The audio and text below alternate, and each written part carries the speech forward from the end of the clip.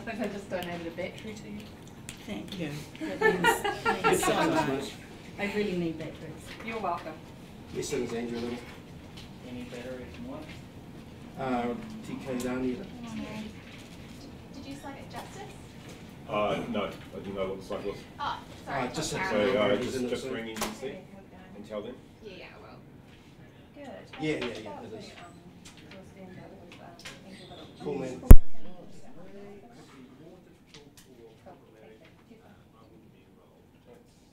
No, then you have the new guy here who would then really get up on notice. All good? Okay, thanks, mate. Appreciate it.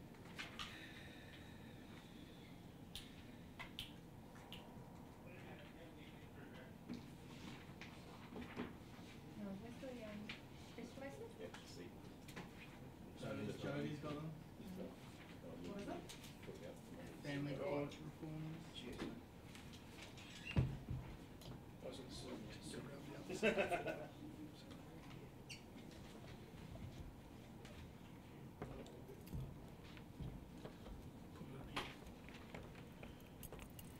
Why does Henry, Master Millennial, why does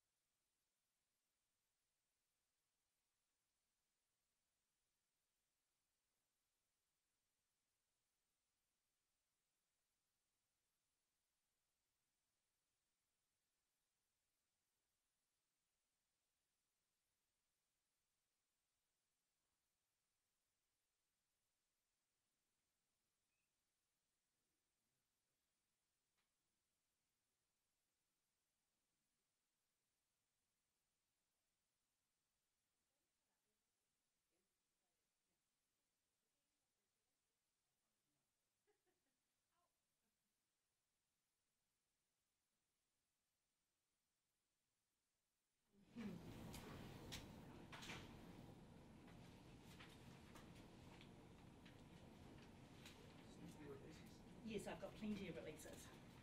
Who else wants one? please?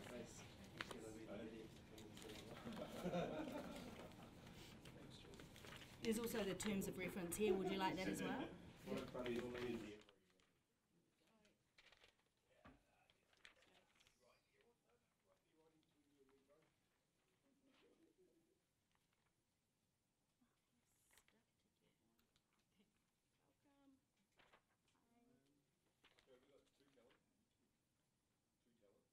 Two, yes.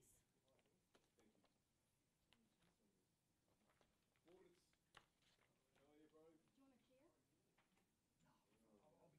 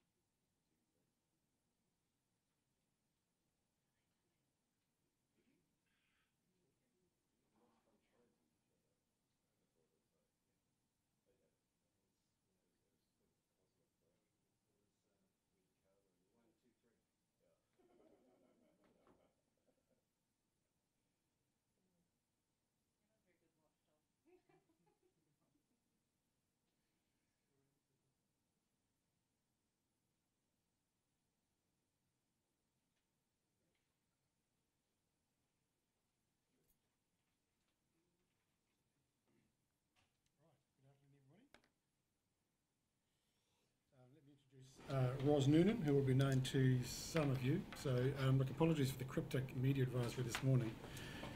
We didn't want to give the impression that we're doing a rerun of events a year ago. But this is to announce formally announce the review group that will look at the family court reforms from 2014 with a view to making changes to that. So Ros Noonan is chairing that review group, and there are two others, Laverne King, who is a lawyer based in the far north, and Chris Delabarca, who is a family lawyer based here in Wellington. I've made it clear in some of my public pronouncements during the course of the year that I wanted to have a human rights approach taken to the looking at the family court, and that's because the overwhelming range of comments that I get as Justice Minister about the family court is that many women who are parties to proceedings in the court don't feel as if they are being heard, and especially women who are victims of domestic violence. Many men, fathers, are saying they don't consider that their applications to continue to play a parenting role in the lives of their child are being properly heard. And of course we know that for a lot of children, applications are taking a much longer time to sort out, and that's having an impact on them in terms of settling their care arrangements so they can kind of get on with their lives too.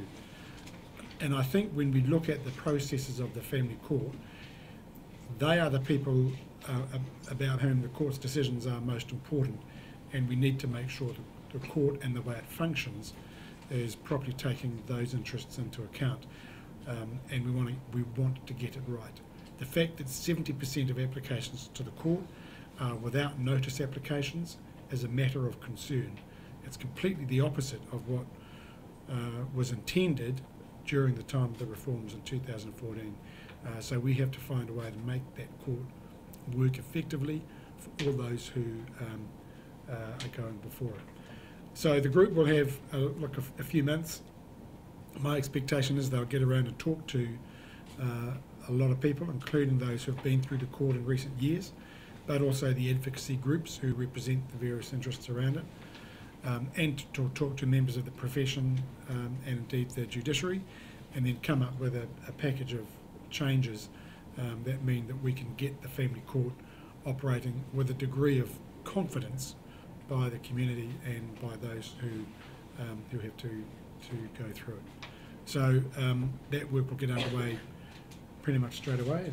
And Ros, unless you have a few comments, then we'll throw it open to questions. Okay, well, I'd just like to say that it's a real privilege to chair this panel, and Laverne King and Chris Delabarca and I recognise the urgency of the issues, and we have a tight time frame, but we understand why that is the case, because really the problems that have arisen at the family court, people have been aware of them almost, in a very short period after they were implemented. But the answer isn't simply to go back to what was happening before, because the reforms came about because there were issues at the family court. And in fact, looking back, periodically there have been reviews, and this is a court where we need, as the Minister said, to ensure that people can have a high degree of confidence in it, because this deals with families at their most fraught, and children, men and women, it's hard for parents in that situation, but it can also be particularly damaging for children if we don't get it right. So we're looking forward to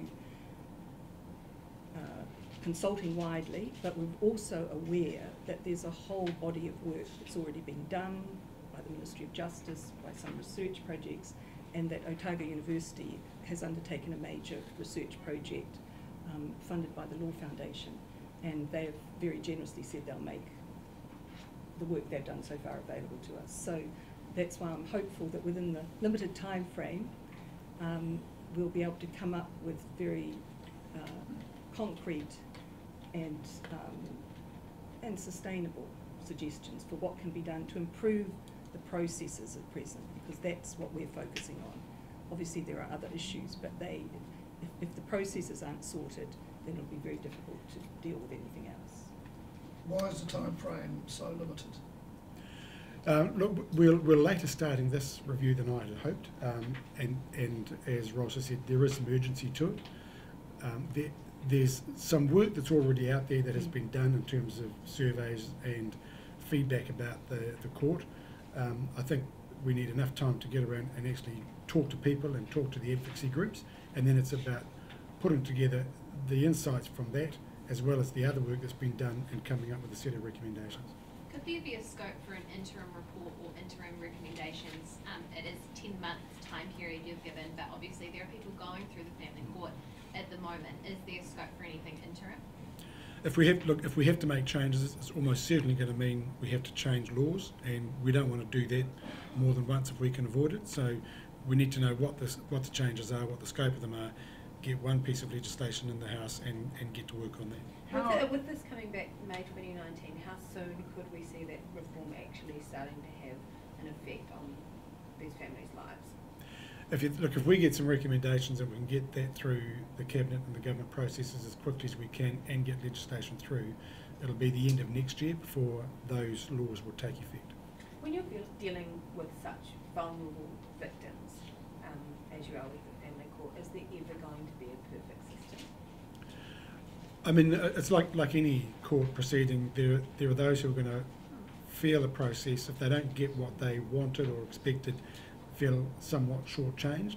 I think what's really important is, however, if people, even if they feel disappointed with the result, that within a few months afterwards they can look back on it and say, you know what, in the end, actually, I was treated fairly, I was treated well, I haven't been traumatised by this, I'm happy to kind of pick up my life and get on with it. The reality is about family proceedings is, of course, and particularly with children involved, things will change within a matter of a few years, because as children grow up, their needs change and their expectations change. And I guess the interesting thing is about family court cases is that families can, if they can't resolve issues further down the track, come back and maybe come back more than once or twice or 3 times to get assistance. I think what we need to know is that however many times a family has to come back to the court, they do so with a level of confidence. They're going to be treated with respect, with courtesy, and with a good chance of getting an outcome they can live with. Is that how some families are feeling now, traumatised by the family court? I get a fair amount of correspondence, and that is when you read the letters. In fact, if that word isn't used, it's certainly what is being described. How, if at all, will this panel look at the use of uplifts? Obviously, there was some pretty shocking footage released last year of children being forcibly uplifted from homes following without notice applications. How does that sort of fit into what this panel will be investigating? I expect the panel will hear from and will need to talk to Oranga Tamariki, who have some responsibility for that. But when you look at some of the images that came out last year, with the police being involved in those uplifts, that goes beyond the scope of this review. But I go back to the fundamental principle in those family court proceedings, which is that the welfare of the child is paramount. And I would simply say that in relation to the images that we saw in those cases last year, the way those children were uplifted did not accord, in my view, with the paramountcy principle of the welfare of the child. And I would hope by now, Oranga Tamariki, the police and whoever else have now got a protocol where that simply wouldn't happen again. What are the concerns you're hearing about the family dispute resolution? Look, for a lot of people, they are actually just actively avoiding it, because to use that process, you're not allowed to use a lawyer. You can take advice before you go in to the forum, if you like, and you can adjourn it, presuming you get advice. But if people can't get advice or don't have somebody there who can assist them and help them navigate their way through what is an emotionally difficult exercise, then they won't participate in it. And what we're actually seeing is that a lot of people are just actively avoiding it. Are you hoping that this is going to unblock the wider court system, so that some of those district court judges that were seconded to the family court to clear up that backlog, they can then go back to the district court and clear up that backlog? I would certainly hope that if we can come up with some good processes that mean issues can be dealt with sooner rather than later, rather than with a whole lot of procedural hearings that take place before you even get into the substance of it. We can free up more judge time and more court time, and you know, make sure that families aren't having to wait week after week, month after month to get their cases before a judge. What's been behind the delays? Because the criminal justice panel that you announced a while ago was the same, it got pushed out as well. Is this about finding the right people? Or? Look, it's getting some of the logistical issues sorted out, but also I think it's just a minister who is so eager to get stuff done that he underestimates the time it takes to get the decisions made and things set up. So I take full responsibility for that. Does that mean though that the summit that you've organised and set a date on is affected at all by the fact that some of these committees have pushed out? No, not at all. What are without notice applications, and why is the number of those so high? They are, so when a one party to a relationship wants to formalise the dissolution or you know, get the courts to intervene, then they can apply to the court under certain conditions. They don't have to tell the other party, they just make an application to the court and it gets in front of a judge, hence without notice. Look, 70% of the applications to the court are without notice applications. That is largely, as I understand it, certainly from the letters I'm getting and talking to people, is because if they didn't do that, then the court would be requiring them, or certainly persuading them very strongly, to use the family dispute resolution process, which is a process where you're not allowed to have a lawyer present with you. And people just do not want to enter an arena where they're dealing with their ex without advice and assistance available to them. Why won't the panel be considering matters about care and protection? It goes beyond just the issues about the court, so we are very much focused on the reforms of 2014, which were about court processes. We will talk to, I imagine the review group will talk to Oranga Tamariki, who are big users of the family court, to gauge from their point of view about, you know, how effective and you know, how good the processes are. But we're not going to go into a broad kind of review of total family law. That's beyond the scope of this group. How much will the panel cost? I can't recall the total. $1.2 million. The terms of reference here mention lawyers for children. Do you think children need lawyers, and is it appropriate for them to be engaging in the process as it's happening, or is it better for them to be separated? Often when two parents who are separating can't agree on arrangements for their child, often the court is often assisted by having somebody who is there just to represent the interests of the child. And depending on their age, often the lawyer will be talking to the child or children independently of their parents to see where things are at. Certainly I know that up to the time of the 2014 reforms, I spoke to a lot of people, a lot of parents and a lot of lawyers who said actually the role that the lawyer for the child played was often very important, ended up being a brokering role because they were genuinely independent of the two parents, and their focus was solely about what is in the best interests of this child at this time, and could think long term. And you know, so maybe in 2 or 3 years' time, maybe it's time to have a look at these arrangements and change them, or you know, over a longer period of time. Having somebody focused just on those interests actually, I think, is very helpful for the court. And there is the other issue, which is how is the child's voice heard in the context of the proceedings, and that, I mean, from everything I've seen, read and heard, that still isn't something we've entirely worked out, and often the lawyer for the child doesn't actually meet the child, you know, so this is, you know, it's done on papers, for example, and it's very important in terms of children's rights, and increasingly in terms of giving children security, that their voices are heard, not that they're the decision makers, but that they know that they've been able to say how it affects them. And there's an obligation under the United Nations, the UN Convention on the Rights of the Child, the voice of the child in the proceedings. Will the panel look at gender issues at all? Because there's been some discussion around perhaps fathers not getting a fair go in the family courts. I think that's why, look, having a human rights view takes into account the needs of, you know, fathers, and having an ongoing role in the parenting of particularly younger children, where I think the court perhaps struggles with that, but also women I get plenty of letters from women who are saying they feel as if they've been marginalised in the court processes and issues of domestic violence being minimised. And I think we need to get a good grip on what actually has been happening, what are the experiences of people, and making sure we have processes that we minimise that sort of stuff happening again. Is it okay, Minister, to ask treaty negotiation questions during this episode? Are we finished with? If you're finished for the family, if you want to do one-on-one, or if there are any other questions. Any other questions? Thank you very much, Thank you. everybody. Thank you for coming. Thanks for having us. It's all right, you're welcome. Thanks for taking in, not putting all the details in things last week. Thanks, Judy. You're welcome. Thanks, Jodie. Oh, hey, let's just say, Oh, an apology from Toba. That's nice. Thank you. Yeah.